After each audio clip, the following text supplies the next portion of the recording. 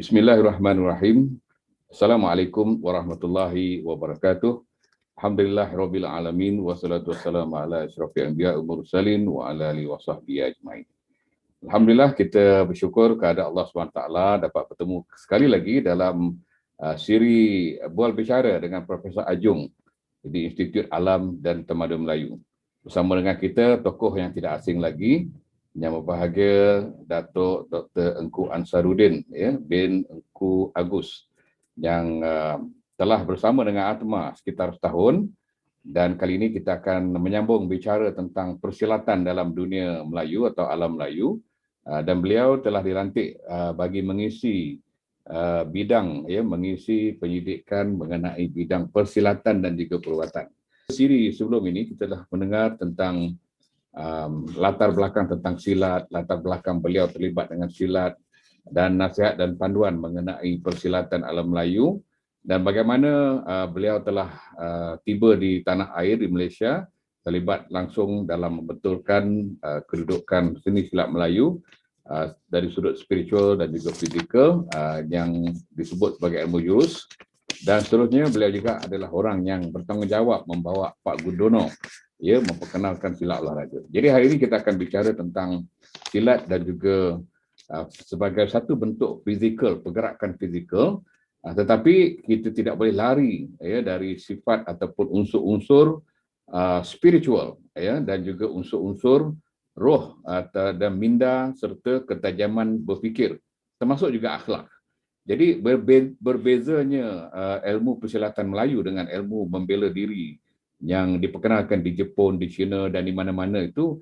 Di dalam ilmu persilatan Melayu ni ada hubungan dengan Allah, hablum minallah Walaupun di sana kita sebut dalam fizikal itu mechanical, secara teknikal kita bergerak itu, tetapi di sana ada unsur akidah, ada unsur akhlak yang membina jati diri kita orang Melayu. Jadi kalau silat membawa jati diri orang Nusantara, tetapi mempelajari silat, mendalami silat, menghayati silat akan membina satu tamadun warisan Nusantara alam Melayu. Jadi inilah kelebihan kalau kita belajar silat. Jadi mungkin Bapak boleh berkongsi dengan kita sedikit tentang bagaimana silat ini selain daripada pergerakan fizikal itu keperluan kepada pembinaan spiritual dalam diri manusia dan diri pesilat, dan ketajaman pemikiran saja, kerana dia boleh membantu kita dalam mengawal akhlak dalam bersilat, mengawal akhlak dalam pertempuran,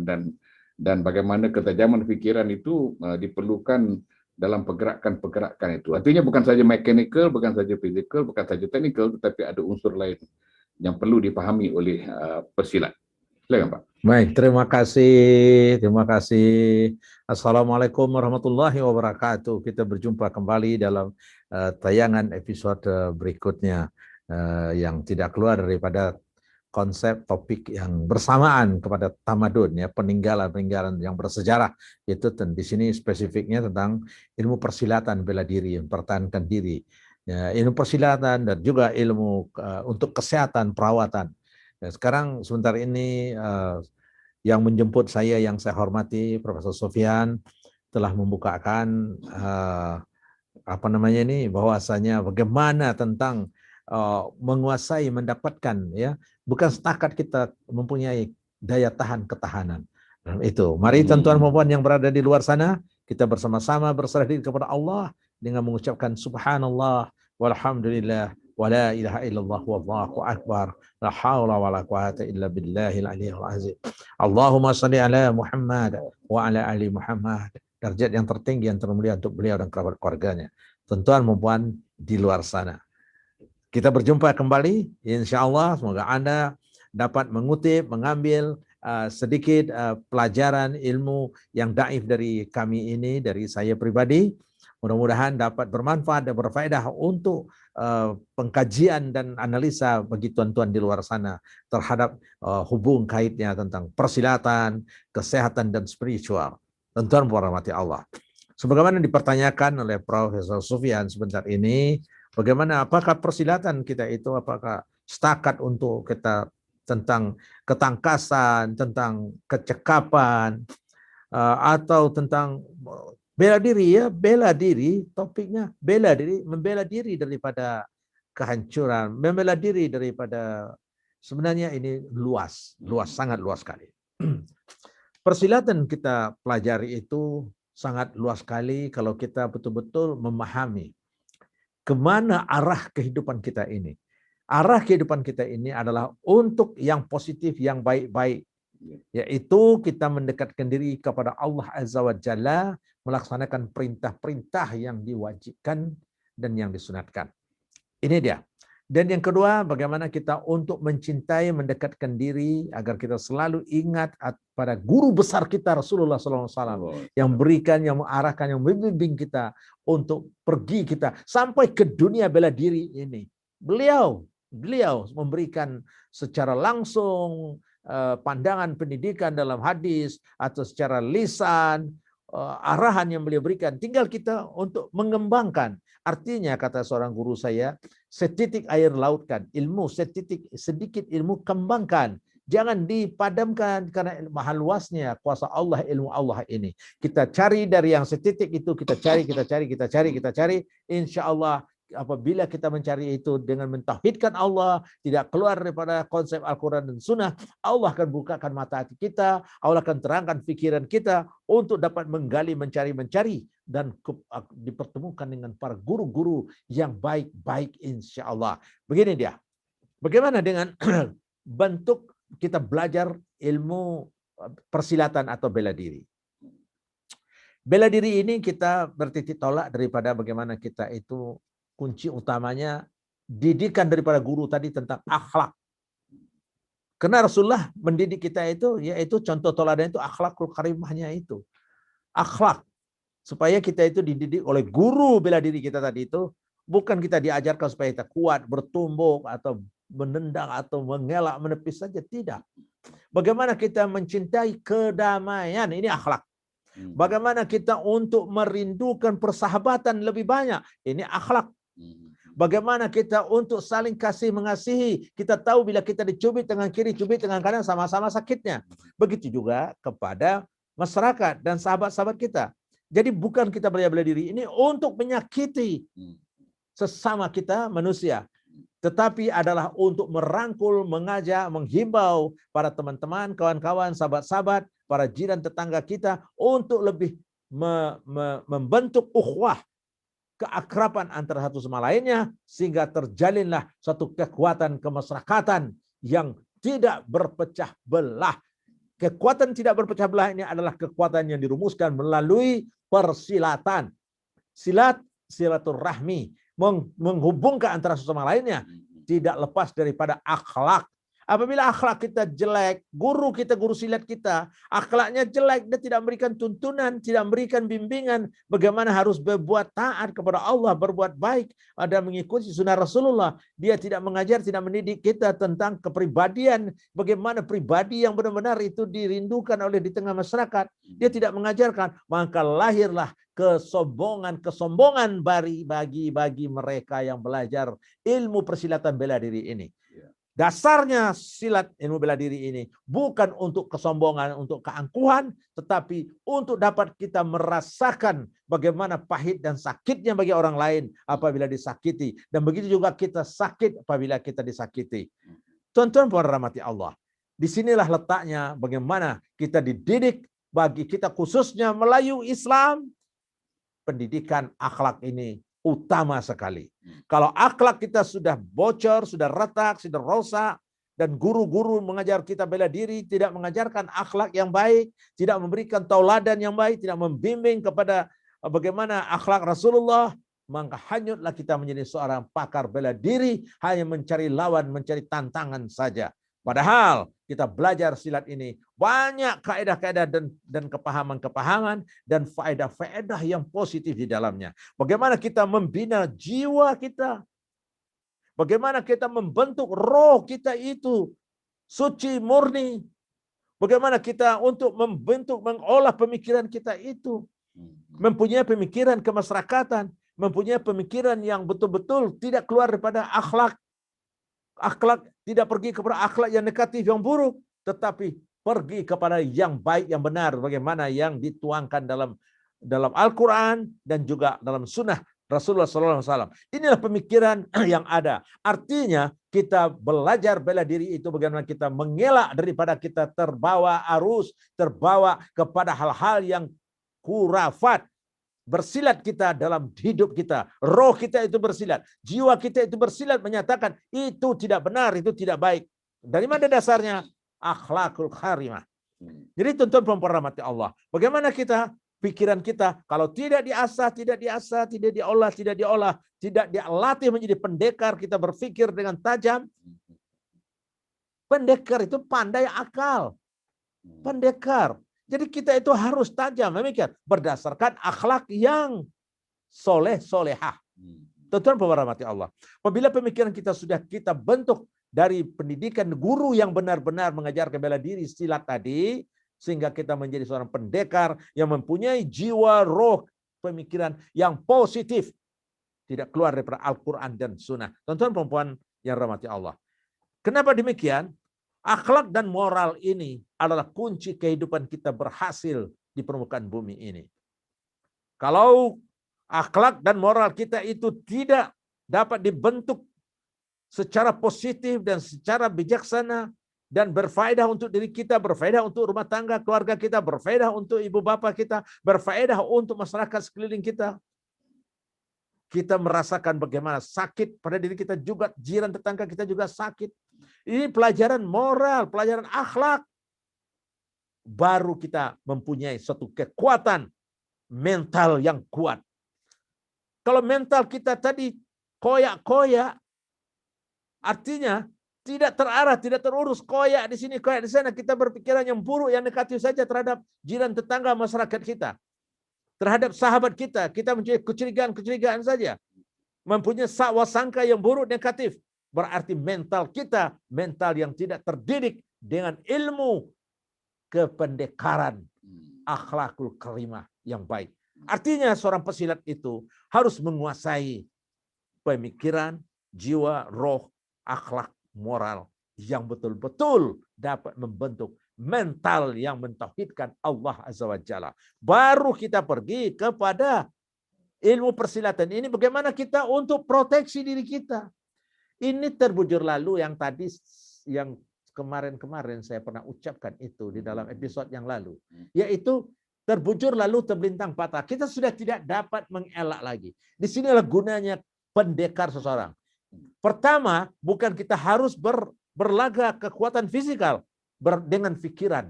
Dengan akhlak kita coba bimbing orang musuh kita tadi itu sakit. Kenapa kita harus bertumbuk? Kenapa harus kita berkelahi?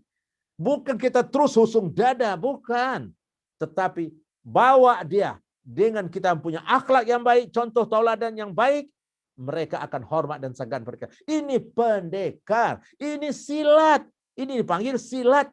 Mentauhidkan seseorang melalui akhlak kita, mencintai Allah kita, maka dia akan juga terbawa, terpengaruh dari melalui saluran-saluran persilatan yang kita kuasai. Ini silat dalaman. Tentu pada rahmati Allah.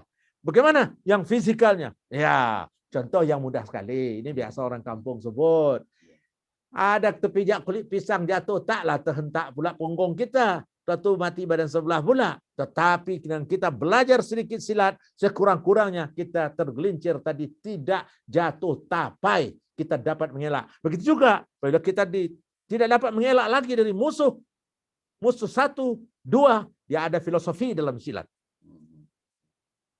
Yang pertama kita menjauh. Ini dalam silat langkah 4. Ini saya tidak bijak, tidak pandai tentang dunia ini. Saya serahkan kepada Anda, Tuan Guru ada di luar sana. Pertama ada langkah. Langkah 4 itu ada langkah pertama itu mundur 1 langkah, mengelak. Dalam persilatan kita mengelak. Ini filosofi. Filosofi kita bersilat. Bukan terus kita masuk menerobos. Tidak. Mundur 1 langkah, mengelak, membaca situasi lawan. Ini degil orang nih. Kita sudah berikan panduan pandangan, kita sudah minta maaf, kita sudah menunjukkan karakter sikap kita yang betul-betul mentauhidkan Allah, kita sudah ajak dia bermusyawarah, tetapi dia degil, mundur 1 langkah. Membaca karakter dan sikap pergerakannya. Dengan kita mundur 1 langkah, dia akan masuk Langkah kedua, dia akan menyerang kita. Di situ kita pergunakan mengelak ke kiri. Bukan kita terobos, tidak. Apa kita berkata pada dia? Jangan, tidak baik main pukul-pukul, sakit. Kenapa harus begini? Bukankah kita boleh musyawarah? Masih dia dengan egonya, dia makin terpancing karena dia ilmu persilatannya sudah didampingi oleh ilmu-ilmu setan. Kita pun masuk ke kanan. Berikan nasihat lagi. Di samping kita tepuk dia sedikit. Ini filosofi ya. Bukan, saya tidak pandai ini. Filosofi. Kita masuk ke kanan, tepuk dadanya sedikit. Kena tak? Kalau kena dia akan berpikir. Aku udah menyerang. Pertama dia mundur. Yang kedua ngelak ke kiri. Yang ketiga ke kanan. Dia tepuk aku kena. Dia akan berpikir.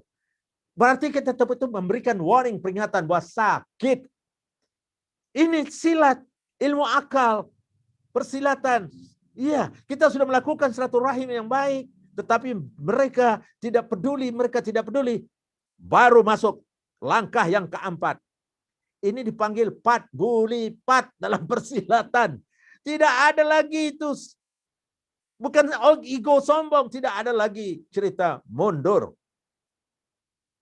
Pat gulipat. Langkah yang keempat. Lipat.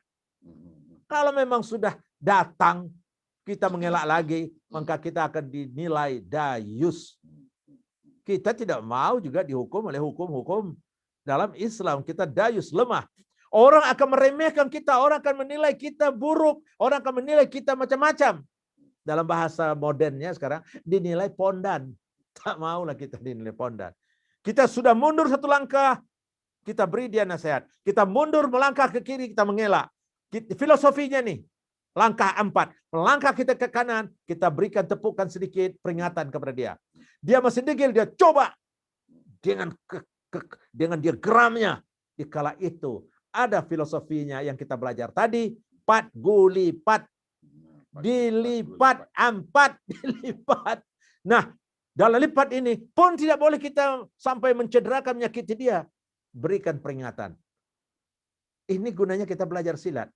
Tapi yang sudah sampai ke tahap seperti begini, biasanya akhlaknya tinggi. Jarang berlaku pada dirinya pergaduhan dan pertengkaran, perkelahian. Dia selalu mengalah. Dengan izin Allah, orang yang selalu mengalah, Allah akan berikan tuntunan bimbingan. Tidak jadi lawan musuh tadi berbuat negatif pada dia. Tidak perlu bersilat lagi. Untuk apa? Tetapi persiapan. Sebelum hujan, siapkan payung. Sebelum sakit, kita sudah siap dengan Panadol. Misalnya begitu ya. Kita siap dengan obat-obat kita. Maaf saya. Bukan iklan ya tadinya, bukan ya. Tuan-tuan perempuan rahmati Allah. Artinya, kunci persilatan kita kuasa itu tidak terlepas daripada mentauhidkan Allah di dalam norma-norma sikap, kejiwaan, roh kita, pemikiran kita, akhlak moral kita, mental yang kuat, strong. Kalau mental kita lemah, tak payahlah belajar silat. Pengecut. Orang belajar silat ini mentalitinya mesti kokoh, kuat, strong. Dalam persilatan dilatih mental tadi kuat. Dalam berlatih kita bersilat dengan kawan-kawan, terjadi pukul memukul, sakit. Nah, disitulah kita mendidik pribadi kita itu kasih mengasihi, dan kita pun tahu kawan sakit, kita pun kita sakit. Disitulah kita mendidik mental kita itu kuat dengan mentauhidkan Allah Azza wa Jalla. Wallahu alam. Kita akan mungkin pergi setelah ini kepada kesehatan. Bagaimana hubung kaitnya persilatan dengan kesehatan? Silakan Bro. Ya, Pak. Jadi silat ini physical itu satu manifestasi pergerakan-pergerakan yang diperlukan untuk membela diri, tetapi perlu kepada kekuatan dalaman itu, ya, kekuatan spiritual, ketajaman fikiran, kesehatan dalam mental. Ini membantu bagi menjadi pesilat yang hebat, ya, bukan pesilat yang membuta tuli ataupun yang tidak kemas pergerakannya itu kerana gopoh, kerana emosi dikawal oleh makhluk asing, oleh pengaruh syaitan atau pengaruh iblis, ya. Baik Pak, jadi silat juga kadang-kadang dilihat sebagai satu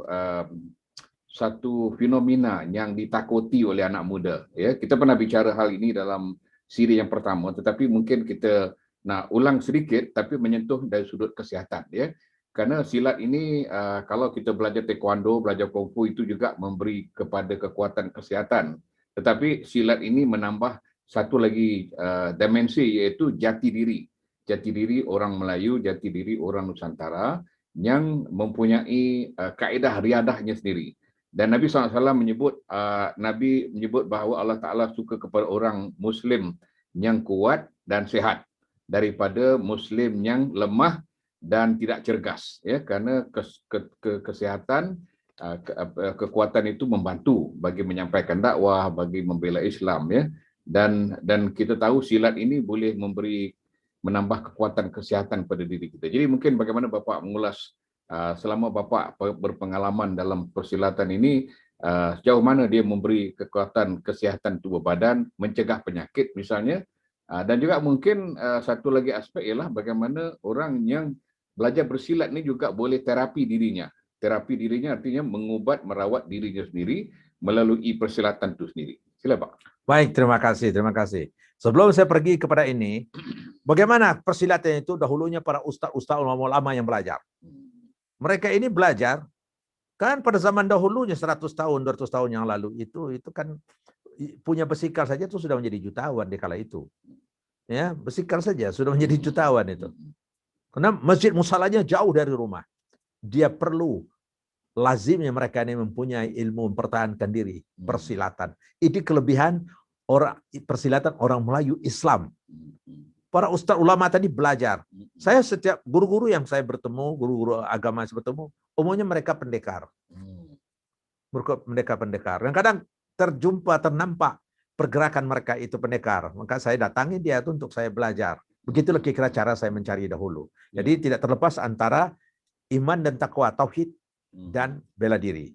Ini berhubung kait. Begitulah bentuknya. Jadi ini kita pergi sekarang kepada bagaimana bahwa persilatan ini membentuk kesehatan, kekuatan fisikal, mental, jasmani kita itu kokoh kuat. Nah, kita pergi kepada guru besar kita dahulu. Siapa guru besar kita itu? Rasulullah Sallallahu Alaihi Wasallam. Beliau sendiri belajar main gusti, dia bergusti. Beliau lari bersukan berpacu. Ya, dia menurut cerita dalam sejarahnya dia pernah berpacu dengan rupanya lawannya itu perempuan wanita. Istri dia ya. Terus jadi istrinya itu. Ya, dan dia juga belajar memanah. Dan dia suruh juga kita untuk berenang. Jadi ini sukan dalam sedikit-sedikit yang disampaikan oleh Rasulullah itu, setitik ilmu tadi kembangkan, lautkan, kata guru saya dahulunya. Jadi artinya yang disampaikan Rasulullah itu tidaklah mendetail, belajar silat lah kamu, belajar taekwondo, kamu belajar karate, kamu. Tidak begitu. Tapi cerminan yang diberikan Rasulullah tadi membawa kita supaya kita berpikir jauh ke hadapan.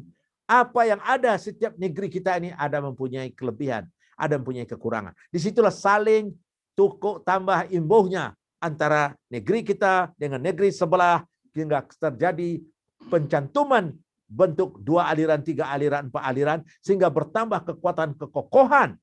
Kalau kita manusia, seorang pesilat itu ego sombong, dia tidak akan menerima itu. Untuk apa saya hebat? Salah. Satu guru tidak membawa kebaikan. 2 guru belum ada apa-apanya. Tapi banyaklah cari guru.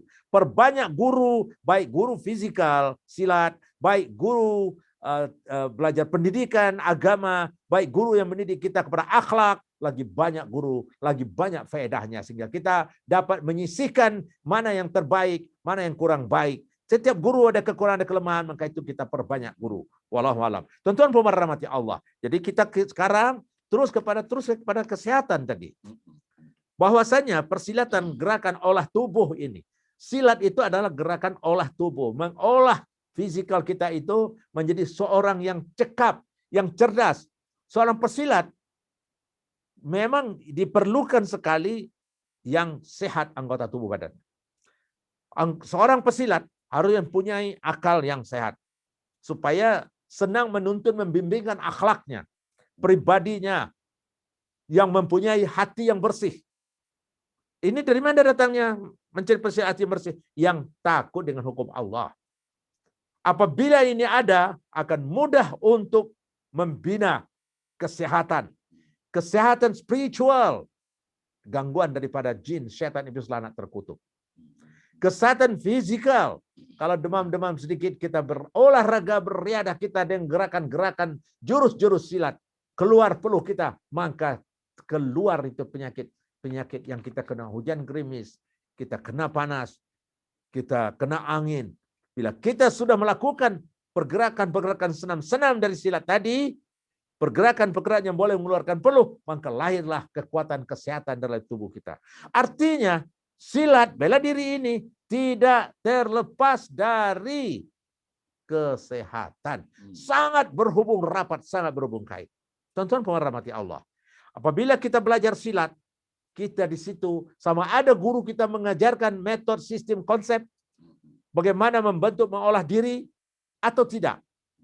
Disitulah guna kita berguru banyak. Apabila banyak guru kita akan tahu, kita akan gali, akan cari, kita akan kembangkan. Dari setiap guru itu ada kelebihan-kelebihan tentang membina kesehatan. Guru ini ada kelebihan membina kesehatan. Dicantumkan kelebihan sikit, lama-lama menjadi bukit. Maka lahirlah setiap guru silat yang membuka aliran baru, perguruan baru, dia mempunyai formula-formula, rumus-rumusan, bagaimana senam-senam untuk membentuk kesehatan, kekokohan, dan mental. Ini sangat berhubung kait. Kenapa? Rasulullah sudah mencerminkan bela diri, Rasulullah sudah mencerminkan untuk berolahraga. Ini harus kita kembangkan. Segumpal tanah kita gunungkan, setetes air kita lautkan. Demikian tentang persilatan dan kesehatan. Sangat berhubung kait. Pencegahan penyakit dapat dilakukan dengan riadah gerakan-gerakan persilatan. Dalam persilatan ada gerakan-gerakan pernapasan. Bagaimana membina, membentuk pernapasan tersebut.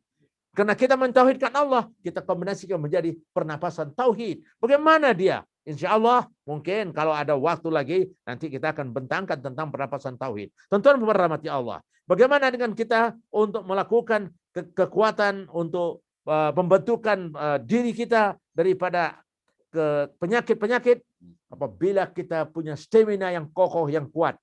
Jasmani kita yang kokoh, yang kuat.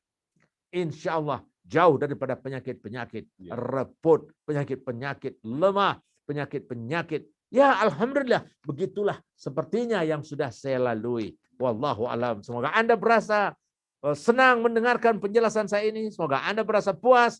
Seandainya Anda mau bertemu, silakan saja. Hubungi Atma. Boleh. Hubungi Profesor Sofyan. Kita boleh berjumpa, bertatap muka untuk bertukar pikiran. Demikianlah sedikit penjelasan dari saya tentang silat dan kesehatan. Nah, silat sudah saya terangkan, kesehatan sudah saya uraikan. Insya Allah, bagaimana pula dalam kita mengadukan rawatan pengobatan. Ini pengobatan rawatan ada fisikal, ada spiritual. Bagaimana proses dan olahannya? Wallahu alam, kita akan sambung nantinya lagi. Saya kembalikan kepada Prof. Terima kasih Pak. Terima kasih. Alhamdulillah. Jadi kita lihat bahawa silat ini bukan satu riadah saja, tetapi membawa kepada dimensi kesihatan diri, ya, terapi diri. Dan apabila kita sehat, artinya penyakit akan berkurangan. Apabila kita sehat, kita kuat bersenaman, beriadah, sistem kekebalan diri atau sistem imunisasi diri juga akan kuat. Dan insya-Allah jantung kita juga kuat, pernafasan kita juga lebih baik daripada orang yang tidak bersenam ataupun tidak beriadah. Jadi silat ini satu bentuk riadah di alam Melayu. InsyaAllah kita akan bertemu pada masa akan datang untuk melihat bagaimana silat dengan perubatan dan bagaimana perubatan yang mana Pak Engku merupakan orang yang telah pun berkecimpung dalam perubatan tradisional dan komplementari atau yang disebut sebagai etnosains perubatan alam Melayu. Ya, di mana gabungan di antara perubatan Islam, perubatan tempatan, perubatan alam Melayu ini digabungkan menjadi etnosains. InsyaAllah pada masa akan datang kita akan bertemu dan berbincangkan tentang perubatan etnosains perubatan alam Melayu, khusus dalam bidang yang Pak Engku sendiri telah terlibat lebih 40-50 tahun ya dalam bidang ini. Jadi sekian dulu dan insyaAllah kita akan bertemu. Saya sudahi dengan wabillahi taufiq wal hidayah. Wassalamualaikum warahmatullahi wabarakatuh.